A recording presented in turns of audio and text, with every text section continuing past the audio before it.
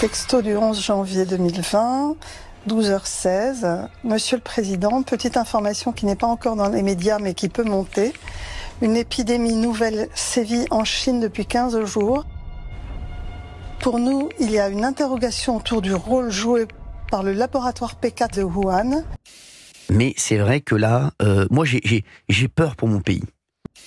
Bonjour mesdames et messieurs, bienvenue sur notre chaîne. Pour cette vidéo, on va s'intéresser à la réaction de Cyril Hanouna. Non pas tellement parce qu'il s'agit de Marine Le Pen, mais surtout écoutez-le bien, parce que Nicolas Sarkozy aussi a été condamné dans l'affaire. Et aujourd'hui, on le voit bien. Vous verrez bien qu'en 2027, n'importe quel président, s'il bouscule pas tout, ça sert à rien. Et on le voit encore aujourd'hui. Est-ce qu'il sait où il vit? Est-ce qu'il sait où il vit? N'importe quel président, s'il bouscule pas tout, ne sait.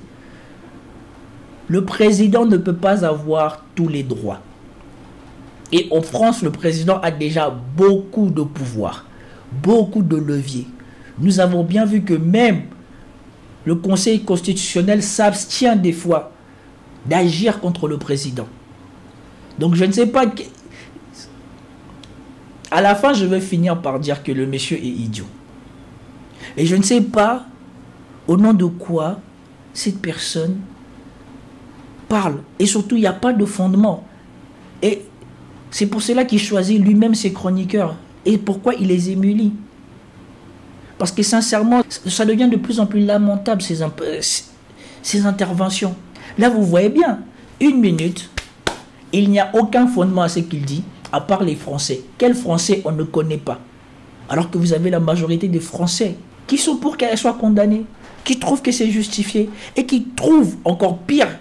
Et là, c'est des Français de tous bords qui sont en train de s'énerver par le favoritisme qu'on est en train d'accorder à celles qui demandaient le non-laxisme des peines planchées, l'inéligibilité. C'est elles qui demandaient tout ça et qui demandent qu'on applique ça constamment à tout le monde.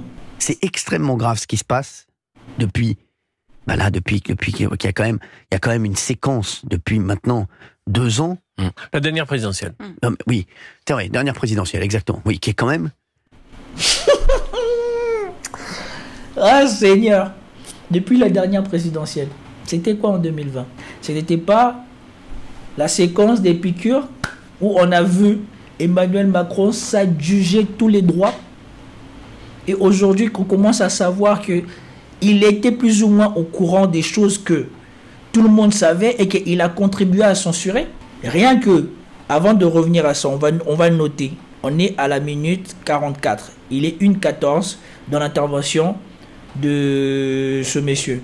Regardez ce que dit Agnès Buzyn et que Emmanuel Macron n'est pas content de voir diffusé dans les médias. Quand on disait que ce monsieur a menti pendant le Covid, on ne croyait pas. Écoutez ce qu'elle dit ici. Texto du 11 janvier 2020, 12h16. Monsieur le Président, petite information qui n'est pas encore dans les médias mais qui peut monter. Une épidémie nouvelle sévit en Chine depuis 15 jours. Pour nous, il y a une interrogation autour du rôle joué par le laboratoire PK de Wuhan. Son texto au Premier ministre est encore plus alarmiste. On suspecte le laboratoire PK de Wuhan de manipuler les virus. Ce que je veux signifier là au Premier ministre, c'est que ça se passe dans une société qui n'est pas une société démocratique, qui n'est pas une société transparente, et que donc, voilà, il y a une épidémie qui démarre dans une ville où il y a un laboratoire de haute sécurité. Mon angoisse, c'est que... Maintenant, vous comprenez pourquoi cette dame a été exfiltrée de la France. Maintenant, elle ne travaille plus en France. Ils l'ont mis dans un endroit où elle est à l'abri des poursuites. Vous comprenez pourquoi? Et pourquoi toutes les décisions prises à cette époque-là ont soudainement été prises sous le Conseil de sécurité pour s'assurer l'immunité de ce qu'on ferait. Alors je ne vous parle même pas de tout ce qui a été divulgué depuis. La non-nécessité d'enfermer les gens, les mensonges sur les piqûres, sur les effets du piqûre, sur les résultats, et j'en passe. Et c'est qui a fait tout ça? C'est pas Emmanuel Macron. Qu'il y a eu des manipulations de virus dedans. Et aujourd'hui, vous avez l'autre là, avec ses lunettes du faux Top Gun, Qui vient vous dire que Je me c'est dis, extrêmement grave ce qui se passe depuis 2020 C'est ça mon angoisse. Qu'est-ce qu'ils ont bien pu faire dans ce laboratoire? Quel est ce P4 qui inquiète tant Agnès Buzyn? Et revenons-en au clown, parce que franchement c'est clownesque, ça, c'est son intervention. Écoutez. C'est extrêmement grave ce qui se passe. La dernière présidentielle. Non, mais oui, on est bien entendu tous ensemble, mais c'est vrai que là, moi j'ai peur pour mon pays. Je trouve que la France est en train de prendre un tournant qui est tout sauf celui que veulent les Français. Et une fois de plus, quel Français?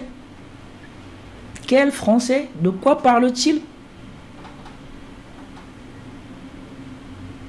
Je vous remettrai le sondage, ou je vous mettrai le sondage des Français qui montrent qu'ils sont d'accord avec la décision de la justice contre Marine Le Pen. Et aujourd'hui, je le redis, où il y a un mec qui renverse tout, ou bien, je vais vous dire, ça va être de pire en pire. Encore faut-il s'entendre ce que vous mettez.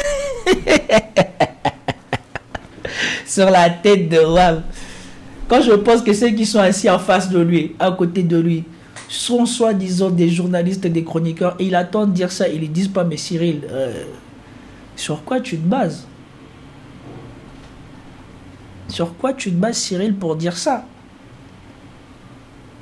La condamnation de Marine Le Pen vient d'une loi qui a été adoptée justement à la suite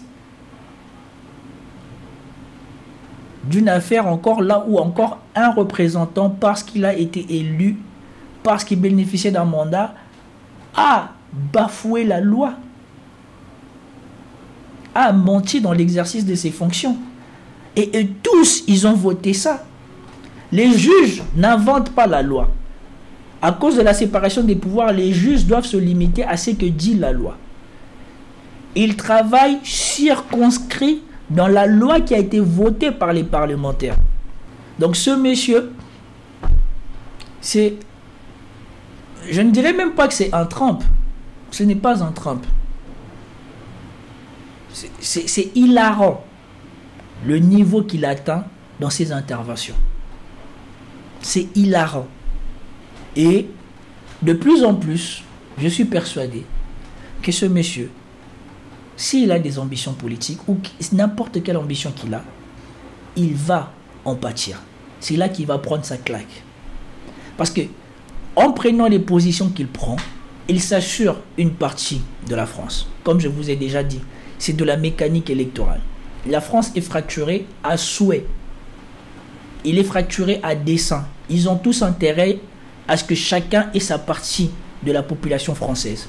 C'est pour cela, lui, ses audiences, il y a un cœur, c'est comme Emmanuel Macron. Emmanuel Macron, il a toujours une cote de popularité qui est dure à partir de 20-25%, qui ne bouge plus. Et bien c'est comme lui. Il a une cote de popularité qui ne peut pas descendre en dessous parce qu'ils adhèrent à ses idées. Mais ce qu'il ne comprend pas, c'est que le fait que ces Français-là adhèrent à ces idées-là ne veut pas dire que c'est la majorité des Français. Comme eux tous pensaient que soi-disant Marine Le Pen, en la présentant comme victime, tous les Français diraient qu'ils sont d'accord, et ben on se rend compte que, comme pour les législatives, et ben c'est à peu près un tiers ou moins d'un tiers des Français qui sont contre la condamnation de Marine Le Pen. Le reste, ils sont d'accord. Comme pendant les élections législatives, 2 tiers de Français se sont prononcés contre le Front National. Qu'on le veuille ou pas, ils étaient contre le Front National. Parce que les ordres étaient clairs. Tout sauf le Front National. Et 2 tiers de ceux qui ont voté contre le Front National. Même s'ils sont premiers, le vote c'était tout contre le Front National. Et les résultats étaient 2 tiers des votes contre le Front National. Derrière tout renversé. Contre le Rassemblement National. Ça c'est pas le sujet de l'émission du jour, mais on en parlera cette semaine, puisque demain on parlera de... Alors lui, celui qui est devant lui là et qui acquiesce à tous ces bêtises, c'est incroyable. C'est incroyable. Le niveau zéro de l'analyse journalistique ou je ne sais pas quoi. La suite, bien entendu. Aujourd'hui, on va parler de Marine Le Pen. Demain, on va parler de la suite dans cette émission. Et à qui ça profite, à qui ça ne profite pas. Et ce qui peut se passer. Est-ce que quelqu'un peut sortir du bois en se disant Marine Le Pen n'est pas là, je vais sortir du bois également. Voilà, peut-être que quelqu'un va se dire ça également. Il y en a plein qui doivent se dire ça aujourd'hui. Mais quand même... Eh ben, j'espère que c'est pas toi.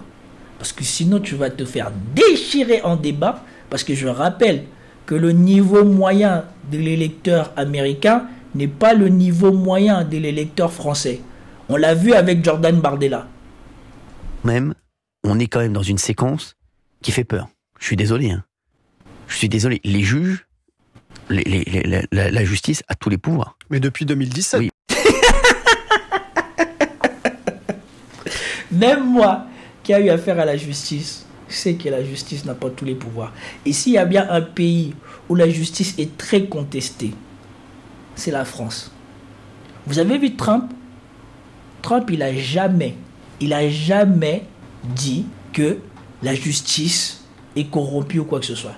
Il a dit que la justice a été instrumentalisée pour le poursuivre. Mais il n'a jamais fait ce que l'on voit là. En tout cas, à mon sens, puisqu'on sait que Trump a été poursuivi par les procureurs. Et les procureurs aux États-Unis, pour une bonne partie, sont élus dans leurs États.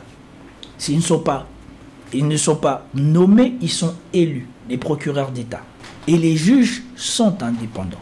Et donc c'est par rapport à l'idéologie qu'un juge va plus ou moins pencher d'une façon ou d'une autre dans l'interprétation de la loi.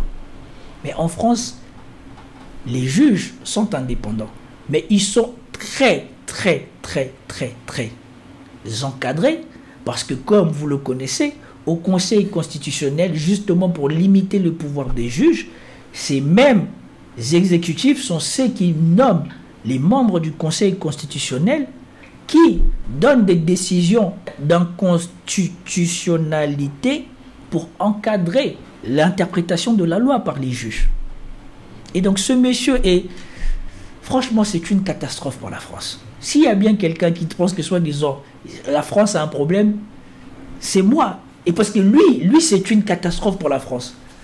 Il devrait plutôt se contenter de faire ce qu'il sait faire. La télé, parce que le jour où il va rentrer en politique, je peux vous garantir qu'il va se rendre compte que non, faire de la politique aux États-Unis comme Trump, ce n'est pas faire de la politique en France. Et il va s'en mordre les doigts. Maxime. Oui. Déjà depuis 2017, sûr, oui. Parce que l'affaire Fillon, janvier 2017, vous avez les déclarations qui sont faites dans la presse. Un mois après, il est mis en examen. C'est ça. En pleine élection présidentielle. Donc en fait, moi, c'est depuis 2017 que je m'inquiète. Et depuis 2017, le pouvoir politique ne s'est pas réveillé en se disant on a peut-être un problème avec l'autorité judiciaire. Et là aujourd'hui, on paye très cher. Non, mais on paye très cher. Oui, sauf que le pouvoir qui a poursuivi Fillon, c'est un pôle judiciaire. Ce ne sont pas les juges qui rendent des décisions. Ces gens-là, cette émission-là, c'est d'une démagogie, c'est juste catastrophique. C'est une vraie poubelle. Et bien évidemment, il y a des gens en France qui seront d'accord avec leur façon de voir les choses. Mais moi, je voulais clarifier les choses. Et je ne sais pas si je peux mettre tout ça dans une même vidéo. Ça sera probablement séparé. Mais il fallait que je vous montre la vérité de pourquoi j'étais pour la condamnation de Marine Le Pen et je suis contre l'instrumentalisation de cette condamnation pour la faire passer pour une victime. J'en ai rien à faire que ça soit Sarkozy. Si Sarkozy aussi il est condamné, ça sera pareil. Et si c'est Mélenchon, ça sera pareil. Et tous, s'ils ont commis des infractions, méritent d'être punis de la manière la plus sévère possible.